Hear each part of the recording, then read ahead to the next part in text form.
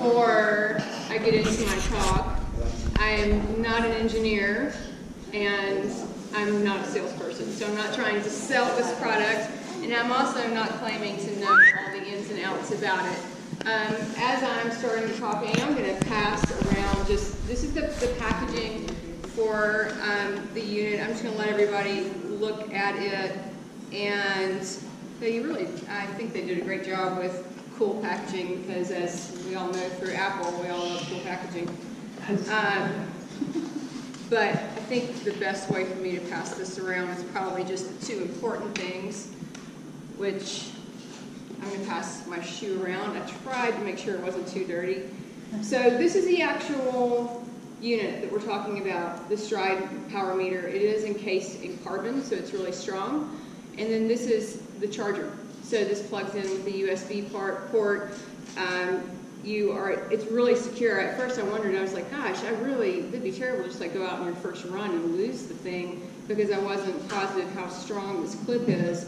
But I think it's really effective, and this is the charger. So if you want to see what it looks like, feel free there. So the development of a power meter for running has been a process over several years. I think Wes, at one point you sent a demo of an insole model. I think they found, and then I originally heard about a power meter potentially coming out for running probably in about 2012 when I was at a USAT coach's clinic. And at that time they were talking about it being in the form of a sock. Hey guys, I just started, so come on in, grab a chair. Being in almost like a calf sleeve, so that you would have electrodes trying to read muscle activity. So I think that went by the wayside for the most part. The insole went by the wayside because I think that it was getting too much compression over time, and just it wasn't. So as technology goes, things develop. So this the Stryd pod seems to be what we're going to see, and I wouldn't be surprised if we see some evolution from that. And I did say I'm not an engineer, but I do know very basic that in a cycling power meter, the power is read through a strain gauge. So there's not a strain gauge in here because there is no torque. From what I understand, it is actually a series of several different types of crystals, and that the crystals are able to then send signals to the chips. But it's fascinating technology. But I wanted to start tonight with discussing how we started using power. I remember my first power meter for my bike I got in 2012, and I was super excited about it, but just kind of thing where it's like, okay, I have this, I don't really know what to do with it. And that's, I think, what a lot of people are going to be experiencing with running with power, is that you are going to have to learn about it.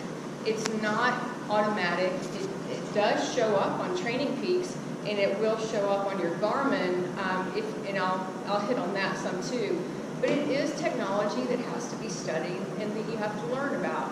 I'm going to talk some about that, but it's something that I suggest getting on board sooner rather than later to learn about the benefits, so that you're collecting data and learning now. So the original power meters for bikes developed in the mid-'80s. The SRM was the first power meter for bikes. Before that, we had been studying power, but it was only in a laboratory setting with an ergometer. And that didn't really have practical application for translating for athletes, because we wanted to see the athlete in the setting that they're training in, outdoors, and then also being able to simulate, running or off the bike running now, and in different situations that in a lab you're not able to equate that to the athlete's performance.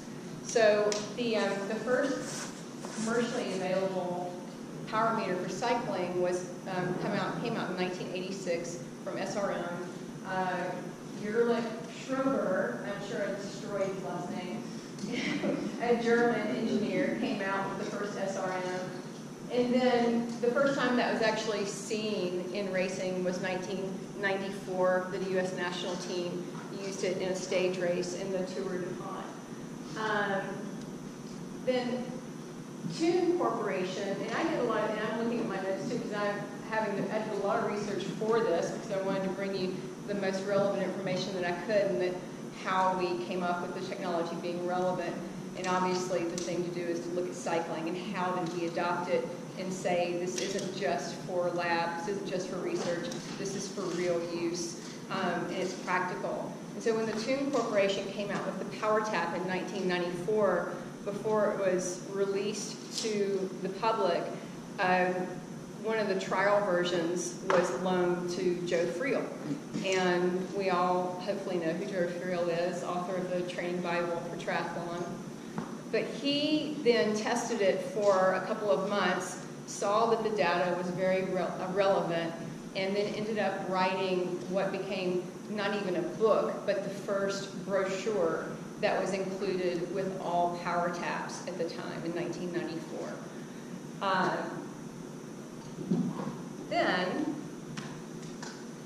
So there was, reading some of the history today, there were 3 guys, Dean Goldrich, Hunter Allen, and Kevin Williams, who's a computer programmer, that all just sat down over a napkin at a conference and decided that they were able to gather this data and then use it, and they formed software that they called Cycling Peaks at the time. And you can imagine Cycling Peaks then went on to become Training Peaks. So we then were able to not only use this all data, training data, but training data for elite level athletes, and then make the, data storage available for the public, and then start to learn to use how to record our data, how to keep our data, and then use that for training. And Dean Goldrich ended up being really one of the pioneers for researching how power could be a practical application for athletes.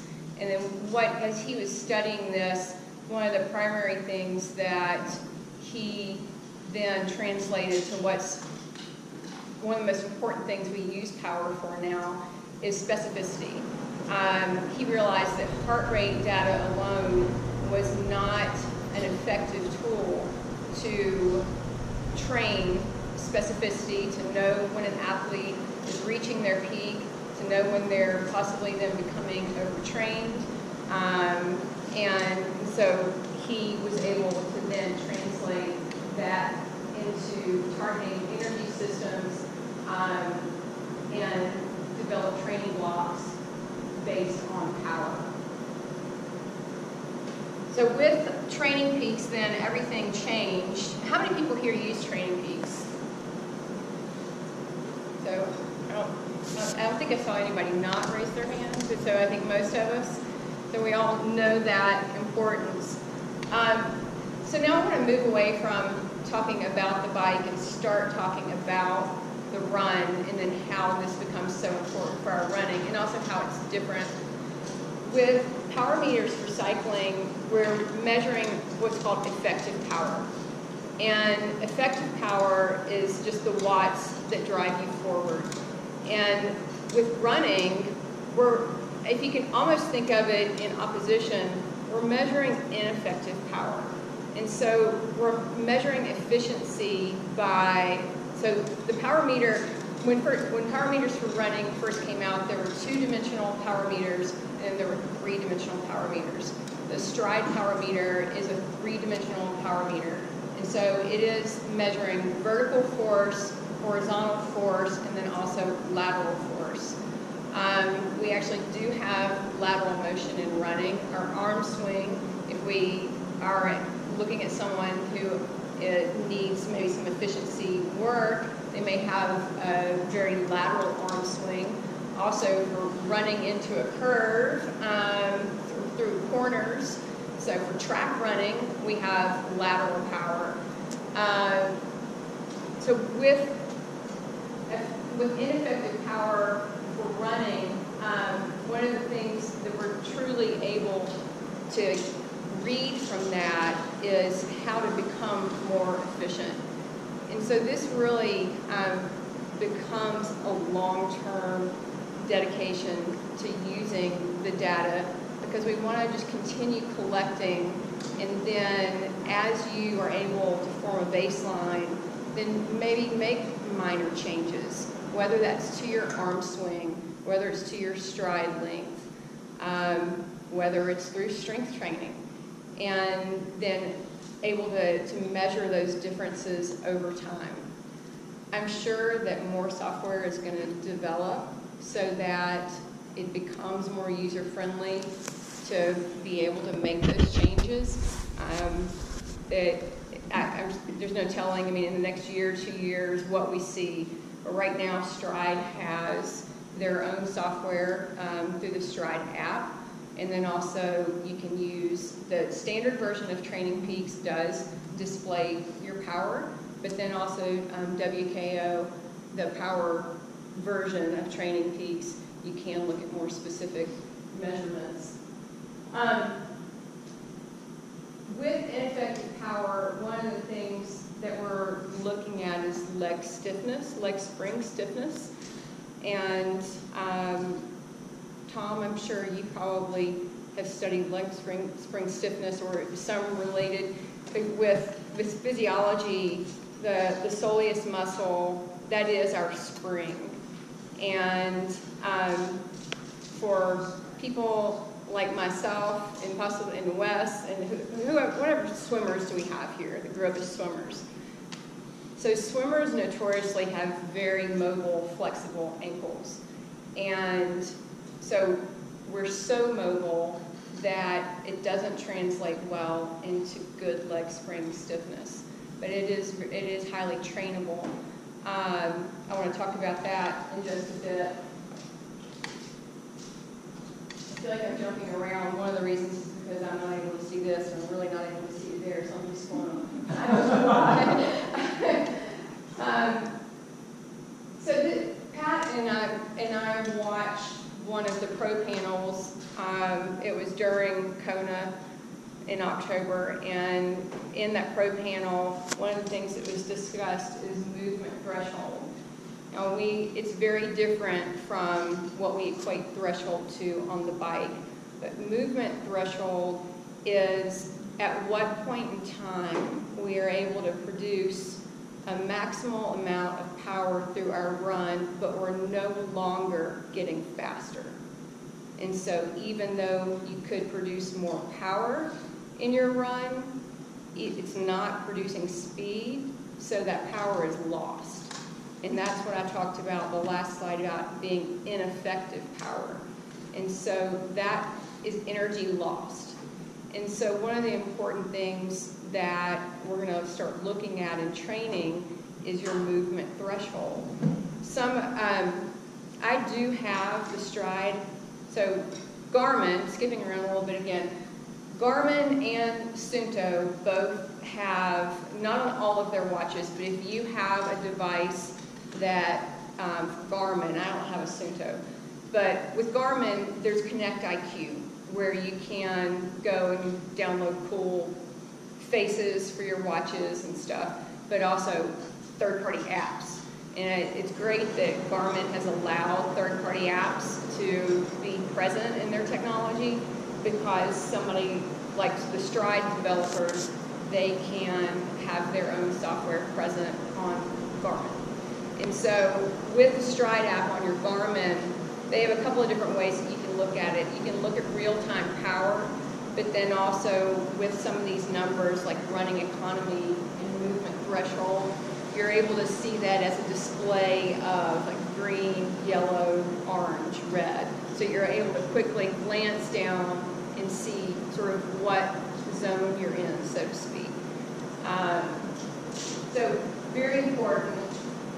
So all this sort of that I've been talking about with ineffective power boils down to Stryd being a portable plyometrics lab, that we're looking at forward motion, we're looking at vertical motion, we're looking at lateral motion, we're looking at leg spring stiffness, so how much force you're able to put into the ground, and then what energy is returned back to you or what energy is lost.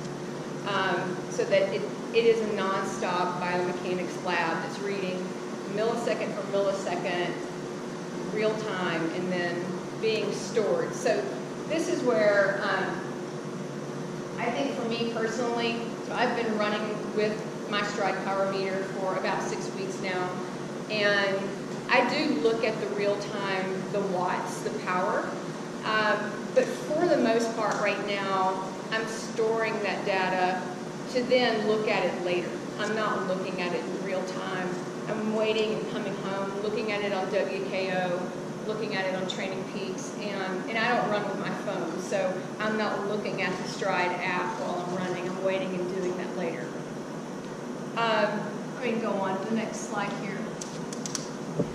The training stress, if you as an athlete don't know a lot about training stress, I'm sure your coach does, but training stress with TSS, that's our training stress score, can be measured for a workout. Now, Training Peaks has given us tools to measure training stress, I should say approximate. We're not measuring. But when we talk, in the past, before now, when we talked about swimming, strength training, or running, the training stress score that's produced on Training Peaks is an approximation on the time of your workout and if you're using heart rate. But now with the power meter for running, your training stress score is based on the actual intensity of the workout.